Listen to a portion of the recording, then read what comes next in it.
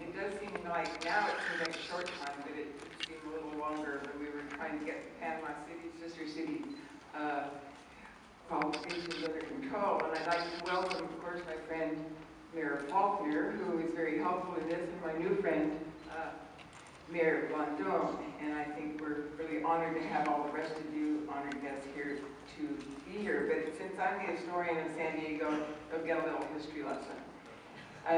San Diego's relationship with Panama began with Spanish explorers, but a permanent connection came during the famous California gold rush of 1848-1849. Travelers found that the trains were confined to the East Coast, and ships had to sail around Cape Horn. Crossing the Isthmus of Panama by land was difficult until a railroad was opened in 1855 across Panama, which was then a part of Colombia. San Diego grew slowly until completion of 2 transcontinental railroads by 1885 allowed easy travel, leading to a real estate boom. San Diego designated a city park of 1,400 acres on the central mesa and began to dredge the harbor. By 1908, the importance of a canal across Panama was being discussed. An initial attempt made by France to build a sea level canal in the 1880s failed after considerable excavation. This effort was useful to the United States, which joined first with Colombia and then with Panama to complete the present Panama Canal.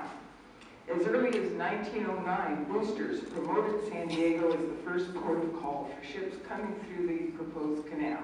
City Park was renamed Balboa Park to honor Vasco Núñez de Balboa, the first European discoverer of the Pacific Ocean, which I think should be known by now, all San Diegans. Promoters supported the idea of improving San Diego's harbor to accommodate larger commercial vessels as well as naval ships. By 1910, San Diegans promoted the idea of celebrating the canal with a World's Fair in 1915. A working model of the canal was built to give visitors an understanding of how the canal worked and exactly where it was. In fact, we have a replica of the canal in our History Center today, and I think it works. The San Diego Union predicted that the elegance of the Spanish colonial theme would impress visitors and triple the city's population. The Spanish-style architecture would be closer in harmony with the beauties of Southern California and would also showcase Panama. The canal itself, the reason for the exposition, provided an outlet for San Diego's imperial ambitions. The canal symbolized the city's hope for progress, and even though San Diego was a young city, it could look to Panama for a connection between the canal and the region's past.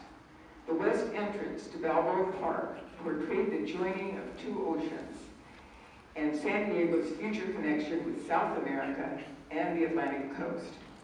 After more than 60 years of control by the United States, General Omar Torrijos Herrera of Panama and U.S. President Jimmy Carter negotiated a path to full Panamanian sovereignty. The Panama Canal Treaty went into effect in 1979, outlining a transition period of 20 years. On December 31st, 1999, the Panama Canal Authority assumed control of the waterway. In 2006, Panamanians voted to modernize the canal with a larger set of locks, a 3rd lane, to increase the canal's capacity. Since that time, California's close relationship with Panama has continued, and San Diego's joining with the city of Panama as a sister city cements that connection for all time. We are proud of this relationship and will give it the honor and respect it deserves. Thank you very much.